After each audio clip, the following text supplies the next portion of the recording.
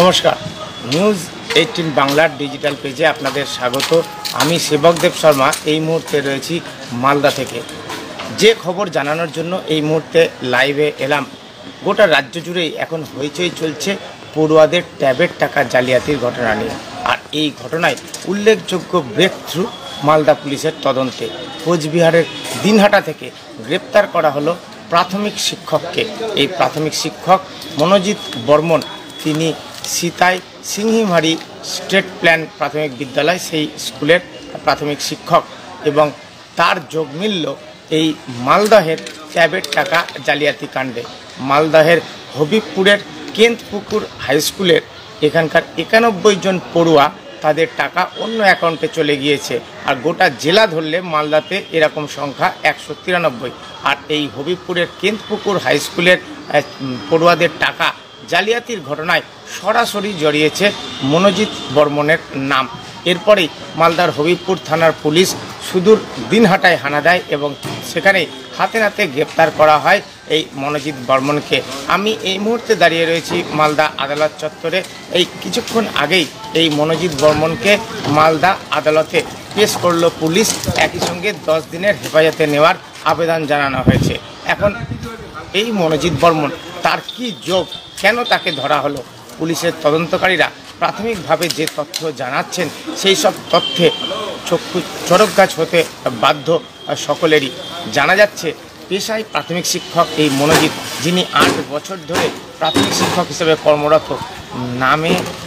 নামি অনামি, রাষ্ট্রায়ত্ত, বেসরকারি, এরকম নানা ব্যাংক মিলিয়ে মনোজিতের নিজের নামেই নাকি অ্যাকাউন্টের সংখ্যা 20টিরও বেশি। আর মনোজিৎ এর মধ্যে 8টি অ্যাকাউন্ট যেগুলি নিজের নামে রয়েছে, সেই সব অ্যাকাউন্টে টাকা গায়েব করেছে পড়ুয়াদের। মালদার এই কেন্তপুকুর স্কুলের অন্তত 8 জন পড়ুয়ার টাকা জমা পড়েছে এই মনোজিতের বিভিন্ন অ্যাকাউন্টে। শুধু মনোজিৎ নিজে নয়, যেটা তদন্তকারীরা দাবি করছেন, তার স্ত্রী, তার দাদা, তার ঘনিষ্ঠদের একাধিক অ্যাকাউন্ট ব্যবহার করা হয়েছে মালদহে ট্যাব জালিয়াতির টাকা সরানোর ঘটনায়। এই সব অ্যাকাউন্টগুলিতে পড়ুয়াদের 10,000 টাকা করে জমা হয়েছে এবং উল্লেখযোগ্যভাবে এই টাকাগুলি লোপাট বা তুলে নেওয়া হয়েছে। শুধু তাই নয়, এই মনোজিৎ বর্মন সম্পর্কে আরও একটি উল্লেখযোগ্য তথ্য জানাচ্ছেন তদন্তকারীরা। তারা বলছেন এই মনোজিৎ বর্মনের আইপি অ্যাড্রেস থেকে বাংলা শিক্ষা পোর্টাল, সেখানে ঢুকে সেখানে কিন্তু তথ্য বদল করা হয়েছে। অর্থাৎ পড়ুয়াদের যেসব অ্যাকাউন্ট ছিল, সেই সব অ্যাকাউন্ট নম্বর বদলে ফেলে মনোজিৎ এবং তার ঘনিষ্ঠদের অ্যাকাউন্ট নাম্বার জুড়ে দেওয়া হয়েছিল। তার ফলে টাকা পড়ুয়াদের অ্যাকাউন্টে না গিয়ে চলে গিয়েছে এই প্রাথমিক শিক্ষক মনোজিৎ এবং তার ঘনিষ্ঠদের অ্যাকাউন্টে। এই মনোজিৎ একসঙ্গে এতগুলো অ্যাকাউন্টে কিভাবে টাকা ঢোকালেন, কিভাবে এই পোর্টাল হ্যাক করে তথ্য বদলালেন, সবটাই এই মুহূর্তে তদন্তের স্তরে। এর আগে আমরা দেখেছি মালদাতে পূর্ব বর্ধমান পুলিশ অন্তত 6 জনকে গ্রেপ্তার করেছে। এই সবই কিন্তু পূর্ব বর্ধমান জেলার বিভিন্ন অভিযোগের ভিত্তিতে।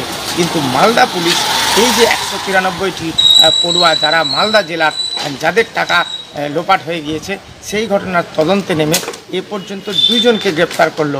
গতকালই সিরাজুল মিয়া নামে একজনকে গ্রেপ্তার করা হয়েছিল বৈষ্ণবনগর থেকে। তিনি দাবি করেছিলেন তার অ্যাকাউন্ট, তার স্ত্রীর অ্যাকাউন্ট, এগুলি টাকা সরানোর জন্য তিনি ভাড়ায় দিয়েছিলেন, তিনি কমিশন পেয়েছেন। কিন্তু মনোজিৎ বর্মনের ক্ষেত্রে উল্লেখযোগ্য হলো মনোজিৎ বর্মনের নিজেরই 8টি অ্যাকাউন্ট ব্যবহার হয়েছে টাকা লোপাটের ক্ষেত্রে। এবং মনে করা হচ্ছে যে মনোজিৎ বর্মন কিন্তু শুধুমাত্র কমিশনের ভিত্তিতে বা ভাড়ায় এই চক্রের সঙ্গে যুক্ত হয়ে কাজ করেছেন এমনটা নয়। মনোজিৎ বর্মন নিজে কিন্তু বড় মাথা এই ট্যাব জালিয়াতির কাণ্ডে। এবং এখনও পর্যন্ত ট্যাব জালিয়াতিতে গোটা রাজ্যে যারা গ্রেপ্তার হয়েছেন, কারো ক্ষেত্রে দেখেছি কম্পিউটারের অস্থায়ী শিক্ষক, কেউ সাইবার ক্যাফে চালান, কারো ক্ষেত্রে দেখা গিয়েছে রাষ্ট্রায়ত্ত ব্যাংকের সেবা কেন্দ্র রয়েছে। আর এই মনোজিৎ বর্মন, তিনি প্রাথমিক শিক্ষক।